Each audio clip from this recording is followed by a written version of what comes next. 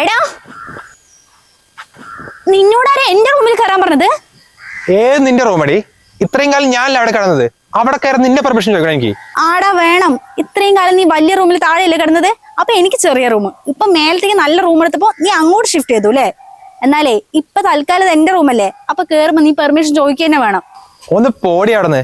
നിന്റെ റൂമിൽ ഇപ്പോഴും എന്റെ അലമാരയുണ്ട്, അതിൽ നിന്നൊരു ഡ്രസ്സ് എടുക്കാൻ വന്നതാ, അല്ലാതെ നിന്റെ റൂമിൽ കയറി താമസിക്കാൻ വന്നതല്ല. നിന്നോട് ഞാൻ പലതവണ പറഞ്ഞതല്ലേ ആ അലമാര എടുത്ത് മേലെ കൊണ്ടിടേ. ഇപ്പൊ ഈ പേരും പറഞ്ഞ് എന്റെ ഡ്രസ്സും കൂടി വലിച്ചിടേ റൂമിൽ വന്നിട്ട്. എന്റെ പൊന്നു മോളെ, ഞാൻ ഈ അടുത്തല്ലേ റൂം മാറിയുള്ളൂ. ഇത്രയും വലിയ അലമാര മുകളിലേക്ക് കൊണ്ടുപോകാൻ പറ്റാത്തതുകൊണ്ടാ. എന്റെ കമ്പനിക്കാരോട് പറഞ്ഞിട്ടുണ്ട്, അവർ ഈ ഞായറാഴ്ച വന്നിട്ട് എന്റെ റൂമിൽ കൊണ്ടിട്ട് തരും. പിന്നെ നിന്റെ റൂമിലേക്ക് ഞാൻ കയറുന്നുണ്ട്. അല്ല, ഞാൻ ഒരു കാര്യം ചോദിച്ചേ, നീ ഇടയ്ക്കിടയ്ക്ക് എന്റെ റൂമിലേക്ക് കയറുന്നുണ്ടല്ലോ, അതിന് ഞാൻ ഒന്നും പറഞ്ഞില്ലല്ലോ. അല്ലെങ്കിൽ അത് ചോദിക്കാൻ എന്ത് റൈറ്റ്സ് ആണ് നിനക്കുള്ളത്?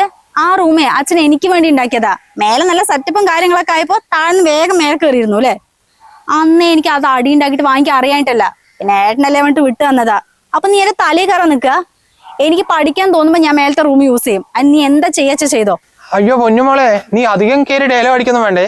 എന്തായാലും നീ ഇവിടെ സ്ഥിര താമസമാക്കാൻ പോകുന്നില്ലല്ലോ. ഒരു ദിവസം കെട്ടിപ്പോലെ. പിന്നെ ഞാനാണ് ജീവിതകാലം മുഴുവൻ ഇവിടെ ഇരിക്കാൻ പോകുന്നത്. അതുകൊണ്ട് ഞാൻ തീരുമാനിക്കും കേട്ടോ ഏത് റൂം വേണമെന്ന്. അല്ലാതെ നിന്റെ അവതാരം എനിക്ക് വേണ്ട. ഓ, അപ്പൊ ഞാൻ കല്യാണം കഴിച്ചപ്പോ ഒന്ന് മനക്കോട്ടയും കെട്ടിക്കൊണ്ടിരിക്കാം അല്ലേ? അങ്ങനെ പോയി കഴിഞ്ഞാൽ ഇത് നിനക്ക് കിട്ടുന്ന വിചാരിച്ചത്? ഈ വീടിന്റെ ലോണേ ഞാനും അച്ഛനും കൂടിയിട്ട് അടയ്ക്കുന്നത്. പിന്നെ കുറച്ച് ലോണ് രണ്ടാളും കൂടി ബാങ്കിൽ അടച്ച എല്ലാം ആയിരുന്നല്ലോ.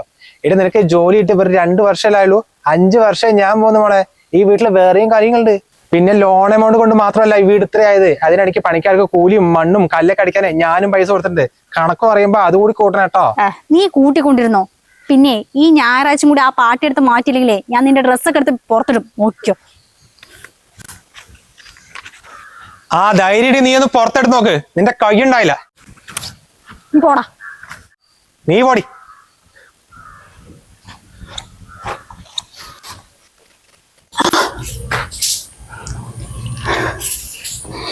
ഈ പിള്ളേരിങ്ങനെ കാണിച്ച നമ്മൾ എന്ത് ചെയ്യാനാ? ചെറുപ്പത്തിൽ രണ്ടും കൂടി നടക്കുന്ന കാണുമ്പോ നമ്മള് കൊതിയായി പോയിട്ടുണ്ട് എനിക്ക്. ഒരാൾക്ക് ഒരാൾ തുണയായല്ലോ എന്ന് പറഞ്ഞിട്ട് ഇപ്പൊ നേർക്ക് നേര് കണ്ട പണക്കാം. എന്താ ചെയ്യപ്പോ? ഇത്രയും വലുതായില്ലേ, പറഞ്ഞു മനസ്സിലാക്കാൻ ഒരു പരിധിയില്ലേ? വരുന്നവരെ വരട്ടെ, ഇനിയിപ്പോ നമ്മളെന്ത് ചെയ്യാനാ? അങ്ങനെയുള്ള പിള്ളേരല്ല സുധാട്ട നമ്മുടെ മക്കള്. വരുമ്പോലെ വരട്ടെ പറഞ്ഞ അവരിങ്ങനെ വിടാൻ പറ്റുമോ? നിങ്ങളുടെ വീട്ടിലൊക്കെ പോകുമ്പോ ഏട്ടനെ എന്റെ മക്കളോട് എന്ത് സ്നേഹത്തിലാ പെരുമാറുന്നത്. അങ്ങനെ തന്നെ എന്റെ പുറയിൽ പോകുമ്പോഴും എന്റെ അന്യത്തിന്റെ മക്കളിനോടാ എന്തെല്ലാം വാങ്ങിക്കൊടുക്കുന്നു ചെക്കൻ. ഈ ചോറുകൾ തമ്മിൽ മാത്രം എന്താ ഇങ്ങനെ? പെൺകുട്ടിനെ ഓരോരുത്തർ കാണാൻ വന്ന് തുടങ്ങിയില്ലേ, അവര് ചോദിക്കില്ലേ ആങ്ങൾ എന്ത് ചെയ്യണമെന്നുള്ളത്? എനിക്കും വയ്യ, മതിയായി മക്കളെ കൊണ്ട്. അവളെ കാണാൻ വന്ന ആൾക്കാരിന്നൊക്കെ ഇവരിട്ടിട്ട് ഓരോ വഴിക്ക് പോയാലോ? കുടുംബമില്ല ആദ്യം ആൾക്കാർ നോക്കുക. ഇന്നത്തെ കാലത്ത് ആങ്ങളും പെങ്ങളും പറഞ്ഞ എന്ത് സ്നേഹത്തിൽ ആൾക്കാർ പരിമാറുക. കല്യാണം കഴിഞ്ഞാലും അങ്ങോട്ടും ഇങ്ങോട്ടും പോയും വന്ന് നിൽക്കേണ്ട ആൾക്കാരല്ലേ. നീ ഇപ്പൊ ഇങ്ങനെ ടെൻഷൻ അടിക്കൊന്നും വേണ്ട. ആങ്ങളും പെങ്ങളും ആയാലേ അതൊക്കെ ചില വീട്ടിൽ ഇങ്ങനെ തന്നെ ഉണ്ടാവും. ഞാൻ ഭാസ്കറിന്റെ അടുത്തേ നമ്മുടെ മോൾക്ക് നല്ലൊരു ബന്ധം കൊണ്ടുവരാൻ വേണ്ടിയിട്ടുണ്ട്. അത് ഈ ആഴ്ച അല്ലെങ്കിൽ അടുത്ത ആഴ്ച എന്തായാലും ഉറപ്പായിട്ട് വരും. അപ്പൊ നോക്കിക്കോ, അവനായിരിക്കും മുന്നിൽ പോയി നിൽക്കുന്നത്. ഓ, അങ്ങനെ ആയാ മതിയായിരുന്നു. അല്ലെങ്കിലും അങ്ങനെ തന്നെ ചില വീട്ടുകളിലൊക്കെ നേരിട്ട് കാണുമ്പോഴല്ലേ പ്രശ്നമുള്ളൂ. ഒരാൾ മാറി നിൽക്കുമ്പോഴേക്കും സ്നേഹം കൂടുക. അപ്പൊ ഈ ഞായറാഴ്ച വരാൻ പറയും സുധാട്ട, വൈകിക്കണ്ട. അതൊക്കെ ഞാൻ പറയാ. അപ്പൊ അവന്റെ കാര്യം എന്താക്കും? അവനും 10-30 വയസ്സായി. പറയുകയാണെങ്കിൽ രണ്ടാൾക്ക് നല്ല ജോലിയും കാര്യങ്ങളൊക്കെ ഉണ്ട്. അവൻ എന്തോ ബിസിനസ് എന്തോ തുടങ്ങാൻ പോവുകയാണത്രേ. എന്തായാലും അവർ 2 വർഷം കൂടി കഴിഞ്ഞിട്ടേ കഴിക്കുള്ളൂ. ആദ്യം മോളെ കല്യാണം നടക്കട്ടെ, പിന്നെ നല്ലൊരു പെൺകുട്ടി കിട്ടുകയാണെങ്കിൽ അവന് നോക്കി വെക്കാലോ. ഞാനേ അന്ന് നേരിട്ട് പോയിട്ട് ഭാസ്കർ കണ്ടിട്ട് വരാം, അപ്പോഴേ കാര്യം നടക്കുള്ളൂ. അതാ ശരി.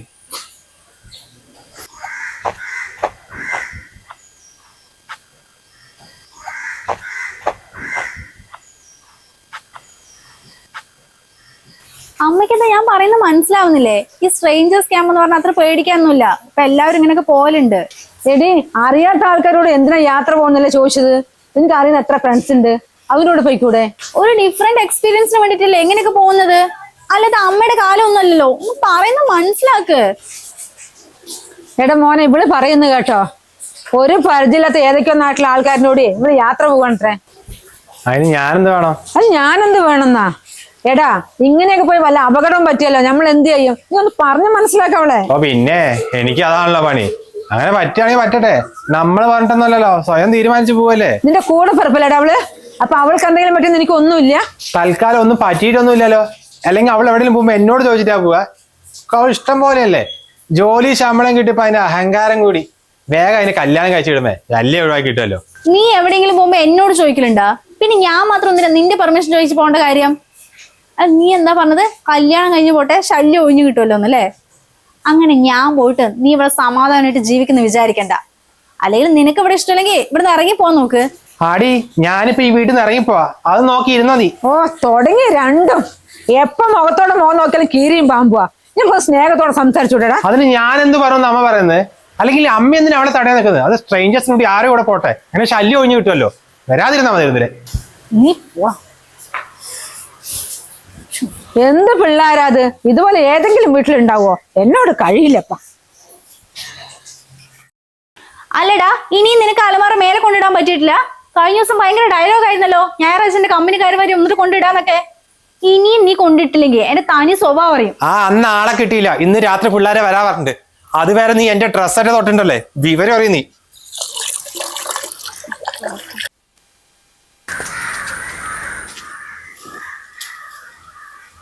മോളെ, ഇവിടെ വീട്ടു ജോലിക്ക് ആളെ ആവശ്യമുണ്ടോ?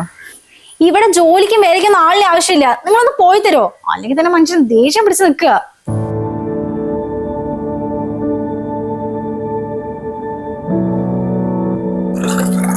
ചേച്ചി എവിടെ നിന്നേ? എടി, എന്നോടുള്ള ദേഷ്യം നീ അവരോട് കാണിക്കുക. സോറി ചേച്ചി. ചേച്ചി എന്തിനാന്ന് പറഞ്ഞേ? മോനെ, എൻ്റെ ഭർത്താവ് ഗൾഫിലായിരുന്നു. മൂപ്പര് മരിച്ചിട്ട് 3 മാസമായി. ഇപ്പം മൂപ്പറിൻ്റെ അമ്മയും ഞാനും എൻ്റെ ചെറിയ മക്കളും മാത്രമുള്ള വീട്ടിൽ. ചിലവ് കഴിയും ഒരു വഴിയില്ല. ഇപ്പം എവിടെയെങ്കിലും പണി അന്വേഷിച്ച് വന്നത്. അയ്യോ, ഇവിടെ ഇപ്പൊ ജോലിക്ക് ആളെ. ചേച്ചി ഒരു കാര്യം ചെയ്യോ, ഇങ്ങോട്ട് കയറിയപ്പോ റോഡ് സൈഡിൽ വലിയ വീട് കണ്ടില്ലേ, അതൊരു ഡോക്ടറെ വിടാം. അവിടെ പണിക്ക് ആളെ വേണമെന്ന് നമ്മുടെ ഗ്രൂപ്പിൽ കണ്ടത്, ഇതുവരെ കിട്ടിയില്ല. ചേച്ചി എന്തായാലും അങ്ങോട്ട് പോയിക്കോ, മിക്കവാറും പണിക്ക് വേണ്ടി അവിടെ. ശരി മോനെ. ശരി മോളെ.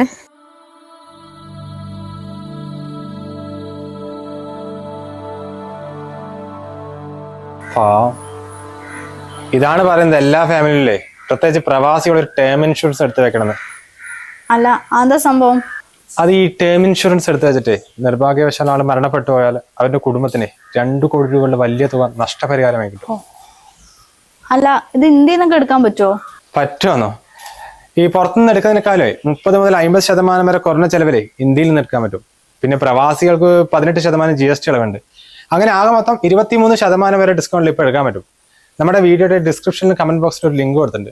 അതിൽ പോയാൽ മാസം 823 രൂപ മുതലുള്ള പ്ലാനുകൾ കാണാൻ പറ്റും. അല്ലെങ്കിൽ ഈ കാണുന്ന QR കോഡിൽ സ്കാൻ ചെയ്താലും മതി. ഓ, അപ്പൊ ക്ലെയിമിന്റെ കാര്യമൊക്കെ എങ്ങനെയാ? അതിനൊരു ഹെൽപ്പ് ലൈൻ നമ്പർ അവർ തരും, അതിലേക്ക് വിളിച്ചാൽ സ്മൂത്ത് ആയിട്ട് കാര്യങ്ങൾ നടക്കും. ടെൻഷൻ ഒന്നും വേണ്ട. ലിങ്ക് ഡിസ്ക്രിപ്ഷനിലെ കമന്റ് ബോക്സിൽ ഉണ്ടെന്നല്ലേ പറഞ്ഞത്? എന്തായാലും ഞാൻ ഗ്രൂപ്പിലൊന്ന് ഷെയർ ചെയ്യട്ടെ. ഫ്രണ്ട്സും റിലേറ്റീവ്സ് ആയിട്ട് ഒരുപാട് ആൾക്കാർ വിദേശത്തുള്ളതല്ലേ. നീ എന്തോ ചെയ്. പിന്നെ അവരോട് ഇങ്ങനെ പറഞ്ഞേനെ ആദ്യമായിട്ടൊരു സോറി പറ. പിന്നെ ഞാൻ പറഞ്ഞ പോലെ തന്നെ നീ പോയി നിന്റെ കാര്യം നോക്കടാ. അല്ലെങ്കിൽ നിന്നോട് പറഞ്ഞിട്ട് ഒരു കാര്യമില്ലല്ലോ, എനിക്ക് മുഴുവൻ അഹങ്കാരമടി. നിന്നോടാണല്ലോ ഞാൻ എത്ര നേരം സംസാരിച്ചത്, സമയം പോയെന്നല്ലാണ്ട്.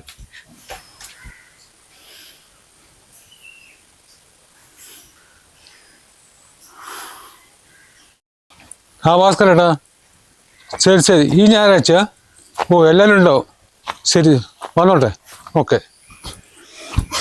ആരാ വിളിച്ചേ? നമ്മുടെ ഭാസ്കരനെ വിളിച്ച്.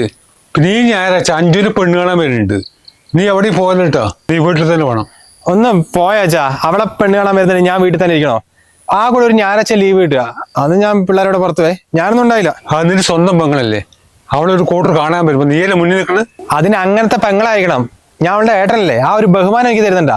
എന്നെ കാണുമ്പോഴേക്കും ചാടിക്കടിക്കാൻ വരില്ലേ നല്ല പെങ്ങള്. അപ്പൊ നീയും വിട്ടതാടാ? ആങ്ങളെയും പെങ്ങളല്ലേ, ചെറിയ പ്രശ്നമൊക്കെ ഉണ്ടാവും. അതിനിങ്ങനെ കീരിയും പോകുമ്പോൾ കഴിയല്ലേ വേണ്ട. അയ്യോ അച്ഛ, ഇവനോടൊക്കെ എന്തിനാ ഇങ്ങനെ സംസാരിക്കാൻ പോന്ന്? അല്ലെങ്കിൽ എന്നെയല്ലേ പെണ്ണ് കാണാൻ വരുന്നത്? ഇവന്റെ അടുത്തൊക്കെ ഒരു 5 മിനിറ്റ് അവർ സംസാരിച്ചാൽ മതി, ആ കല്യാണമേ മുടങ്ങും. എന്നായിട്ട് നീ അങ്ങനെ പറഞ്ഞത്? നിന്റെ ഏത് കല്യാണം ഞാൻ മുടക്കിയിട്ടുള്ളത്? അതിന് എന്നെ ആരും ഇതുവരെ പെണ്ണ് കാണാൻ വന്നിട്ടില്ലല്ലോ, വന്നല്ലേ നീ മുടക്കുന്നത്. അതിന് നിന്നെയൊക്കെ മനുഷ്യന്മാര് പെണ്ണ് കാണാൻ വരോടി. നിന്റെ സ്വഭാവം പറഞ്ഞാൽ അതിലേങ്ങ് പോവും. ദേ, മര്യാദക്ക് സംസാരിച്ചോ നീ. എനിക്ക് ഇത്ര മര്യാദയുള്ളൂ. നിർത്തണ അവിടെ. നിന്റെ അച്ഛൻ അവിടെ നിൽക്കുന്നത്. നീ എന്തൊക്കെ പറയാൻ കൂടി? അല്ലെങ്കിൽ അച്ഛൻ അപ്പോഴും അവൾക്ക് മാത്രമല്ല സപ്പോർട്ട്. ഇങ്ങനെ രണ്ടാളും കൂടി എന്തായിക്കോ. ഞാൻ പെണ്ണാണല്ലോ. അല്ല മോളെ, നീ എന്തിനാ എന്തെങ്കിലും മരമണി ഏറ്റുപിടിക്കാൻ നിൽക്കുന്നത്? അവൻ ചെറുപ്പത്തിലേ എന്ത് കിട്ടിയാലും ആർക്കും കൊടുക്കാൻ നിനക്കല്ലേ കൊടുത്തരിക. നീയും അങ്ങനെ തന്നെ ആയിരുന്നല്ലോ. വലുതായപ്പോ എന്താ നിനക്ക് പറ്റി ഇത്രമാത്രം ദേഷ്യം കാണിക്കുക? എന്ത് ശത്രുത എനിക്ക് അവനോട്? മോളെ, അച്ഛനും അമ്മയ്ക്ക് പ്രായമായി വരിക. ഞങ്ങൾക്ക് എന്തെങ്കിലും പറ്റിയാലേ ഭൂമിയിൽ കൂടെ പുറമായിട്ട് അവ മാത്രമേ ഉള്ളൂ. ലോകത്ത് എവിടെ കല്യാണം കഴിച്ചുകൊണ്ടുപോലേ എനിക്കെന്തൊരു പ്രശ്നം വന്നാ ഓടിയെത്തുന്നത് നിന്റെ ഏട്ടനായിരിക്കും.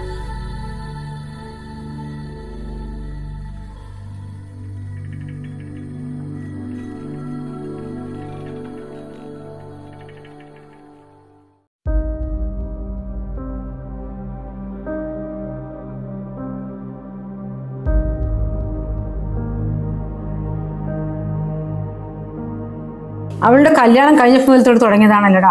ഞാൻ ആരോടും മിണ്ടുന്നില്ല, സംസാരിക്കുന്നില്ല. എപ്പോ നോക്കുമ്പോൾ റൂമിൽ വന്ന് മിണ്ടാതിരിക്കുക. എന്ത് പറ്റിയടാ മോനെ?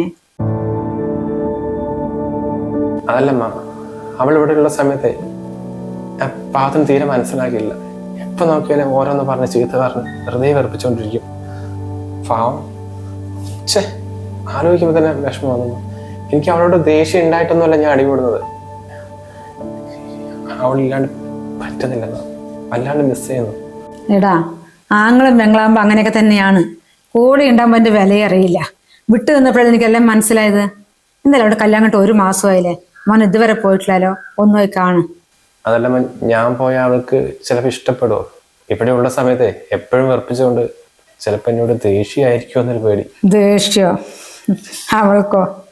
എന്തായാലും നിനക്കിന്ന് ലീവല്ലേ, ഒന്ന് പോയി കണ്ടു നോക്ക്, അപ്പൊ മനസ്സിലാകും.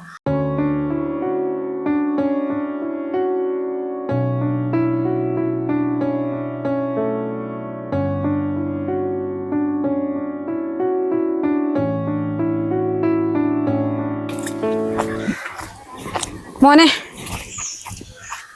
മോൻ എന്നെ മനസ്സിലായോ? ആ ചേച്ചി ഒന്ന് വീട്ടിൽ ജോലി അന്വേഷിച്ച് വന്നല്ലേ? അല്ല, എന്നിട്ട് എന്താ ഡോക്ടറെ വീട്ടിൽ ജോലി കിട്ടിയോ? ഇല്ല മോനെ, അതിന്റെ മുന്നേ ഒരാളെടുത്തവിടെ. അയ്യോ, ഞാൻ അവിടെ ആള് വേണം പറഞ്ഞിട്ട് അവിടെ വെച്ച് അങ്ങോട്ട് വിട്ടത്. പിന്നെ അന്ന് അവൾ അങ്ങനെ പറഞ്ഞാലും ഒന്നും വിചാരിക്കട്ടോ, എന്നോടുള്ള ദേഷ്യത്തിന് എന്തോ പറഞ്ഞു പോയതാ. അയ്യോ, ആ കുട്ടിനെ കുറിച്ച് ഞാൻ എന്ത് വിചാരിക്കാനാ? ഇത്രയും ദൂരം വന്നൻ ആ മോളെ കാണാൻ വേണ്ടിട്ടാ. അവളെ കാണാൻ വന്നാണോ? എന്തിന്? അന്ന് ആ കുട്ടി ചീത്ത പറഞ്ഞിട്ട് ഞാൻ പോയില്ലായിരുന്നോ? ഞാൻ പോയി 10 മിനിറ്റ് കഴിയുമ്പോഴത്തേക്ക് ആ കുട്ടി എന്നെ കാണാൻ വന്നു. ഞാനാണെങ്കിൽ ഡോക്ടറിന്റെ വീട്ടിൽ ജോലിയില്ല, അവിടെ വേറെ ആളെ കയറ്റി പറഞ്ഞ് തിരിച്ചു പോകുമായിരുന്നു. പിന്നെ ആ മോള് കുറേ സോറി പറഞ്ഞു. ഞാൻ ഏട്ടനോടൊന്ന് വഴക്കിട്ട് നിൽക്കുകയായിരുന്നു. ആ സമയത്ത് ചേച്ചി കയറി വരുന്ന കാര്യം ഞാൻ ഇങ്ങനെയൊക്കെ പറഞ്ഞെന്ന് കുറേ പറഞ്ഞിട്ടുണ്ടായിരുന്നു. പിന്നെ എനിക്ക് ജോലിയില്ല എന്ന് പറഞ്ഞപ്പോൾ ആ കുട്ടി നല്ല സങ്കടമായി മോനെ. പിന്നെ കുറെ ആരെയൊക്കെയോ വിളിച്ച് ചോദിക്കുന്നുണ്ട്, ഒന്നും ശരിയായില്ല. ചേച്ചി ധൈര്യമായിട്ട് വെക്കോ, എവിടെയെങ്കിലും ജോലി ശരിയായിട്ട് ഞാൻ വിളിക്കാമെന്ന് പറഞ്ഞിട്ടുണ്ടായിരുന്നു. പിന്നെ ഞാൻ വീട്ടിൽ 2 ദിവസം കഴിയുമ്പോഴത്തേക്കും നല്ലൊരു ജോലി ശരിയാക്കിയിട്ട് ആ മോളെന്നെ വിളിച്ചിട്ടുണ്ടായിരുന്നു. നല്ല ശമ്പളം ഉണ്ട് മോനെ. സത്യം പറയാലോ, ആ ജോലി എനിക്ക് കിട്ടിയിട്ടില്ലെങ്കിൽ ഞാൻ പെട്ടുപോകുമായിരുന്നു. ഇന്നൊരു ഒഴിവ് കിട്ടിയ മോളെ ഒന്ന് കാണട്ടെ പറഞ്ഞ് ഓടി വന്നതായിരുന്നു. ചേച്ചി അവളിപ്പോ ഇവിടെ ഇല്ല, കല്യാണം കഴിഞ്ഞ് ഭർത്താവിന്റെ വീട്ടിലാ. ആ കുട്ടിന്റെ കല്യാണം കഴിഞ്ഞോ? കുറെ ആയി മോനെ? ഇല്ല ചേച്ചി, 1 മാസമായിട്ടുള്ളൂ. ഞാനിതാ അവളെ കാണാൻ വേണ്ടി ഇറങ്ങിയതാ. ആണോ? മോനെ അവിടെ പോകുമ്പോഴേ എൻ്റെ അന്വേഷണം കൂടി പറയണേ. എവിടെ പോയാലും ആ കുട്ടിക്ക് നന്മയെ വരുള്ളൂ. അവളുടെ നമ്പർ എൻ്റെ അടുത്തുണ്ടായിരുന്നു, ഫോൺ താഴെ വീണപ്പോ പോയതാ. എന്നാ ശരിയേ.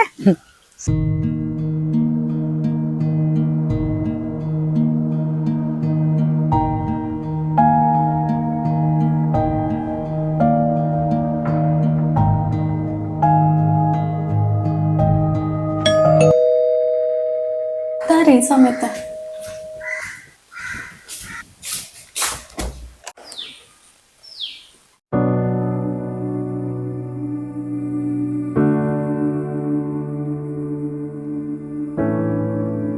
ഏട്ടാ, അത് പറയണ്ട വന്നത്?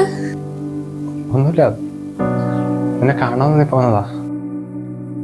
എന്നാലും കല്യാണം കഴിഞ്ഞ് ഇത്രയും ദിവസമായിട്ടും നീനൊന്നും കാണാൻ വന്നില്ലല്ലോ. കേറിയിരിക്കെ.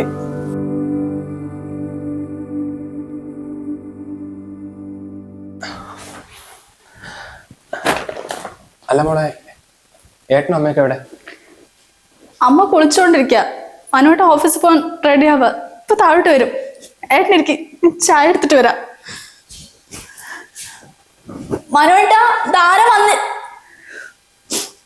അല്ലെങ്കിൽ വേണ്ട, എപ്പോഴും പറയേ നിന്റെ ഏട്ടനും നിന്റെ അടുത്ത് ഒരു സ്നേഹമില്ല, അതൊന്നും നിന്നെ ഇത്ര ദിവസമായിട്ട് കാണാൻ വരാത്തുന്ന്. ഇപ്പൊ താഴോട്ട് ഇറങ്ങുമ്പോ സർപ്രൈസ് ആയിക്കോട്ടെ. ഏട്ടനിരിക്കെ.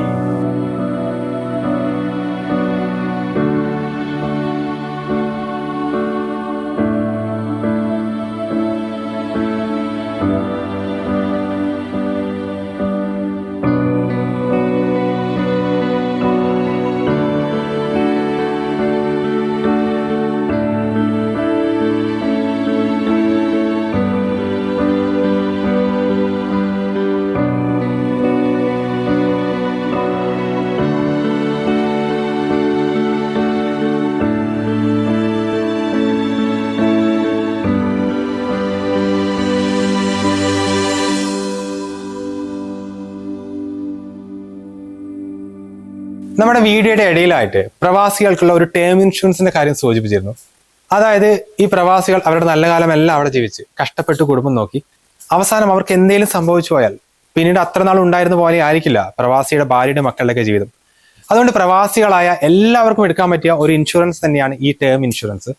നമ്മുടെ വീഡിയോയുടെ ഡിസ്ക്രിപ്ഷനിലും കമന്റ് ബോക്സിലും ഒരു ലിങ്ക് കൊടുത്തിട്ടുണ്ട്.